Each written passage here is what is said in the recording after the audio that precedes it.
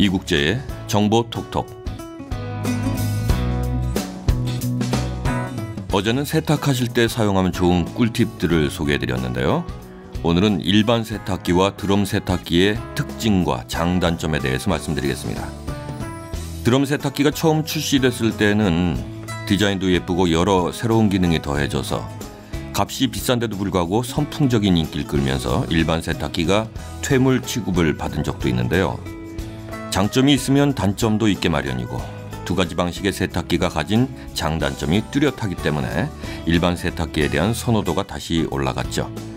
자, 그럼 우선 드럼 세탁기와 일반 세탁기의 세탁 방식 차이부터 설명드리겠습니다. 일반 세탁기는 흔히 통돌이 세탁기라고 부르는데요. 빨래가 물속에서 좌로 우로 뱅글뱅글 돌면서 빨래판에 부딪히고 세탁통 벽에 부딪히면서 빨래가 되는 방식이고요.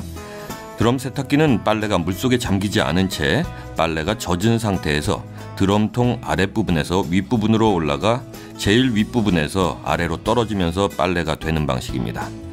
드럼통이 돌면서 빨래가 제일 윗부분에서 아래로 낙차에 의해서 계속 떨어지면서 두드림 효과를 내는 방식으로 빨래가 되는 겁니다.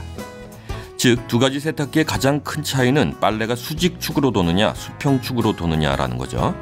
이 차이로 인해서 확연히 구별되는 장단점들이 있는 건데요. 그럼 이제 본격적인 비교에 들어가 보겠습니다.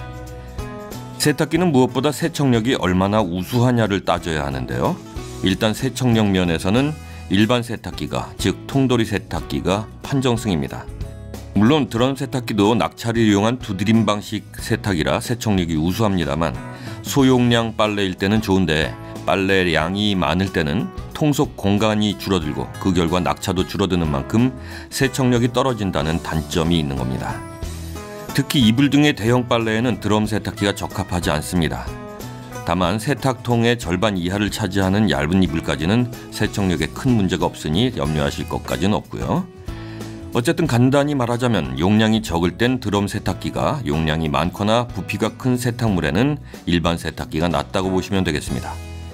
자, 세척력에서 일반 세탁기가 낫다는데 그럼 드럼 세탁기는 어떤 점이 좋을까요? 첫째, 건조 기능이 있어서 옷을 바로 빨아 바로 입을 수가 있고요. 통돌이에 비해서 옷에 엉킴이 적어서 구김도 별로 안 생긴다는 장점이 있습니다.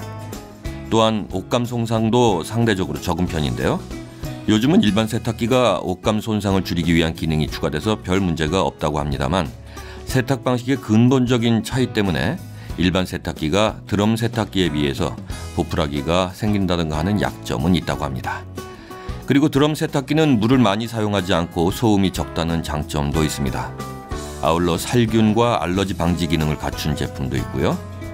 반면에 드럼 세탁기의 단점으로는 입구가 아랫부분에 있어서 빨래를 넣고 뺄 때 힘이 든다는 점이 있고 앞서 말한 대용량 빨래에 부적합한 점, 그리고 세탁에 소요되는 시간이 일반 세탁기에 비해서 상대적으로 길어서 전기 소모가 크다는 점이 있겠네요. 반대로 일반 세탁기는 세척력이 우수하고 대용량 빨래도 척척 해내고 빨래하는 데 드는 시간도 적고 전기도 덜 먹습니다만 대신 물과 세제를 많이 사용하게 되고 드럼 세탁기에 비해 상대적으로 옷이 엉키고 구겨지는 단점이 있다고 보시면 되겠습니다.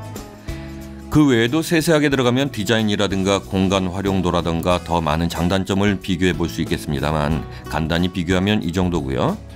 1인 가구라든가 2, 3인 가구까지 세탁량이 적으면서 수시로 빨래를 해서 바로바로 입으려면 드럼 세탁기가, 3, 4인 가구 이상의 많은 빨래를 해야 하는 경우에는 일반 세탁기가 적합하다고 생각되는군요. 그리고 한 가지 빠뜨릴 수 없는 차이는 가격인데요.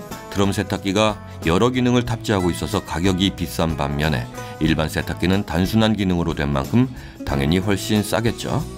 이런 여러 가지 장단점 잘 구분하셔서 세탁기를 새로 장만하실 때 나에게 적합한 제품을 잘 선택하시기 바랍니다.